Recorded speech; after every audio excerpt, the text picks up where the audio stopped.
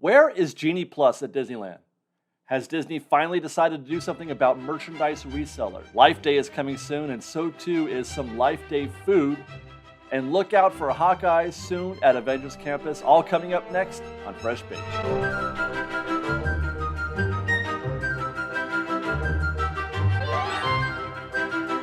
Hello again, everybody, and welcome back to Fresh Baked. Here's what's new at the Disneyland Resort this week. It's been almost a month since Genie Plus launched at Walt Disney World. Results aren't fully in yet, but we won't be talking about how Genie Plus is going so far, at least not in this video. But I want to talk about where Genie Plus is here at Disneyland. Safe to say that it was assumed by most that Genie Plus would follow at Disneyland shortly after it launched at Walt Disney World. But it's been almost a month and we don't even have a date yet. We don't even have a date. All we have so far is a few lightning lane signs in front of attractions, and not even all of them. There are still some attractions out there that have the old Fast Pass sign. I walked by one just the other day. So what's happening? And it seems odd because there was training going on. They were doing training a while ago. That's the reason why the Main Street Opera House was closed. And I'm talking about, a month ago or so. And then the training stopped. And it's been a minute, actually. It's been a minute since the training stopped. And I'm hearing that they're not done. It's not stopped because they were done. Not everybody has been trained. I'm not even sure if the initial training was even completed. And there's no training scheduled in the near future.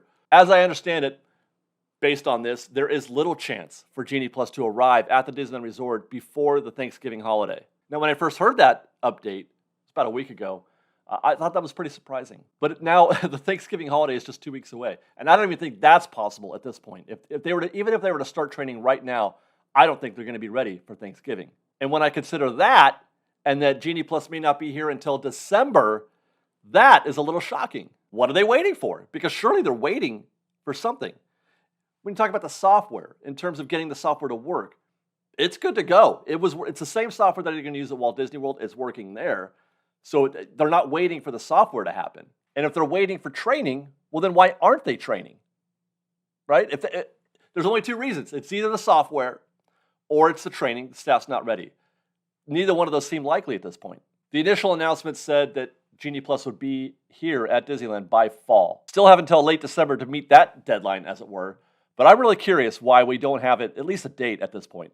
It has been conspicuously quiet on the Genie Plus front for the past couple of weeks now. But I have questions. How's it going? Is it working the way they want it to? And I don't even mean necessarily, is it working for guests? Is it useful for guests? I'm talking about, is it working the way Disney wants it to? And those two things aren't necessarily always the same or in agreement. Disney may want it to be doing a certain thing to spread crowds out, for example, or something like that. That's a separate conversation than is it useful for guests? Is Genie Plus doing what Disney wants it to do? How is it selling? Are people into it? Early press wasn't great, and there's some numbers coming out, adoption rate numbers that are worth talking about. We're going to do that in another video. Hopefully, they just had the earnings call, and there is some conversation to be had about that. But for now, we're going to leave this topic there. Maybe you guys could chime in on your opinions. If you've been to Walt Disney World, if you've used Genie Plus, what are your thoughts? There's just no talk about Genie Plus right now. It's so weird. It should be everything that we're talking about. But for now, let's talk about merchandise resellers. Quick primer on what a reseller is. Anytime something new or interesting comes to market on the merchandise front, i.e., 50th anniversary at Walt Disney World merchandise. That was a big deal. And you may have seen videos or photos of people just swarming all the gift shops. Well, resellers show up at the parks for these events and they buy all of it, or as much as they're able to. Mass quantities of merchandise. They buy it all and then they resell it at a sizable markup to those guests who can't get to the parks to buy it themselves. And there is a sizable market for this type of enterprise. It's a growing market, or it has been. So much so that Disney imposes limits on how much you can buy, up to 2 of each item. But there's a lot of ways around that 2 per limit, and it's basically, it's useless. It is a totally neutered concept, the limiting of how many you can buy. But there is one thing that Disney can do, and apparently they may have done it. You see, most merchandise resellers are annual pass holders. That way they're able to get to the park just for to buy the merchandise, and they get a 10, 15, 20% discount, whatever the case may be. And then they mark it up even more. And word is that Disney is identifying those resellers who are annual pass holders and revoking their annual pass, which is they can do because reselling merchandise in the secondary market is against Disney policy. It is against the annual pass holder or Magic Key policy. They're revoking their passes and they're trespassing them from the park. At least that's what it looks like they're doing. This may be one of them. Pixie Dust Shopper, one of the most prominent resellers, has suddenly decided to stop selling Disney merchandise. Ostensibly because of the negative attention resellers have been getting recently. I don't buy that for a minute because if you're making that much money, who cares about the attention that you're getting? But it's being reported that the reason why she's shutting down is because she simply can't go to the park anymore.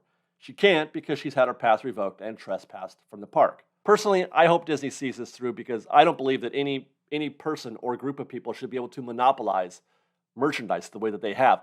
I do regret that some fans of Disney can't buy merchandise. They can't get to Walt Disney World and they want to get a 50th anniversary shirt or Spirit jersey. That's a bummer. But precluding everybody else from getting it is the same problem. You know, when these resellers go in and buy all that merchandise, now the people who can get to the park can't get the merchandise. Now they have to go online to get it and pay an incredible markup to do that.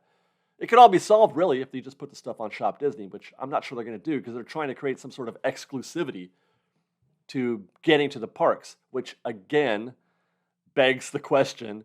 That's the whole point. Disney wants you to be in the park to buy this merchandise, and this is the opposite of that intended effect. Now it's limiting only those who are not going to the park that are getting this merchandise, or at least it seems that way. But there's one problem with all of this is that I've heard this before. I've seen this story before. I've seen situations develop where Disney has, said that we're going to start revoking people's annual passes, and here we are, 2 years later, 3 years later, after I've heard that information or heard those stories, and it's still happening. So we don't know how much teeth this is going to have, if it's going to be permanent. We do know that Pixie Dust has closed down her shop. So there you go.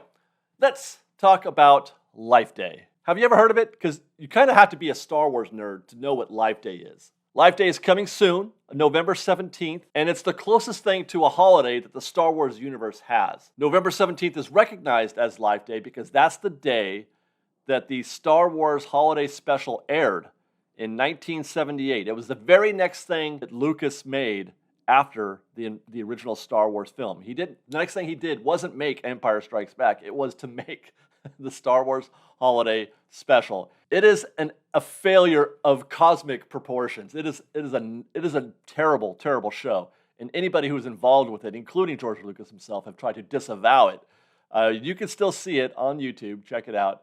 But people, Star Wars fans like myself, have attached ourselves to it because we love that kind of stuff. It doesn't have to be great. All Star Wars content is good content. And so, too, is the fact that it's the closest thing we have to a holiday. And we embrace that. Star Wars fans embrace the idea of Life Day. And so, too, has Disney, it appears, because they are going to join in. There's an unofficial Life Day thing that happens in the parks. Well, at least, really, it just happened for the first time in 2019 because it was the first time that we had a Star Wars land, a Galaxy's Edge land, that we could celebrate Life Day in 2019. It happened. It was unofficial, just fans showing up with their orbs and their robes. But this year, in 2021, Disney's getting in on it. There's going to be food. Starting November 12th, guests can enjoy a pork belly slider skewer or a gin huckleberry cocktail at Oga's Cantina. Slider is served on a bao bun with pork belly, zucchini sauce, Calabrian chili compote, and za'atar spice. And then the gin huckleberry cocktail is a blend of gin, elderflower liqueur, flavors of ginger and huckleberry, and sweet hibiscus. Meanwhile, Docking Bay 7 will be serving, for a limited time, pork broth noodles, angel hair pasta, bok choy, mushrooms, roasted pork, yuzu tomato compote, and served in a pesto tonkatsu broth. Love ramen. This sounds really interesting. Then there's the potato hand pie and black sesame macaron at Ketsaka's Kettle. And I was actually looking for something at Ronto, but there's nothing here for Ronto Roasters, so that's interesting. I'm going to check by there just in case when I'm there on the 17th. I hope I see you guys there at Galaxy's Edge. Let's celebrate Star Wars Life Day at Galaxy's Edge together on November 17th. Maybe we'll have some ramen. And with that, we'll head over to Avengers Campus next, where for a limited time, you will probably be able to see Hawkeye perform on the rooftops. It's a new stunt show that's going to be in the same Avengers headquarters building where they do the Black Widow, Taskmaster, Black Panther show right now. Now, we've seen Loki, we've seen Variant Loki, we've seen Zombie Cap, and it sounds like Hawkeye's going to be next, and they're probably going to time it for the release of the new Hawkeye show that's going to be premiering soon on Disney+. Like I said, this is going to be a new stunt show, probably featuring a villain that is featured in the Hawkeye show on Disney+, and it will be performed in lieu of the Black Widow, Black Panther, Taskmaster show. But not completely. As I understand things, it's probably going to be like a 50-50 split. You might get the Black Widow show, you might get the Hawkeye show, depending on when you are in Avengers Campus. So stay tuned to Fresh Baked. We'll have more information on that as we learn it. Nothing has been confirmed yet, no dates or anything like that. Until then, follow us on Instagram at _FreshBaked, on Twitter at FreshBakedDisney, that's fresh with no E, and on TikTok at FreshBakedDisney. And if you like our show and want to show your support, please do consider joining our Patreon campaign at patreon.com/FreshBaked. Otherwise, guys, be safe out there, be kind to one another, and Fresh Baked.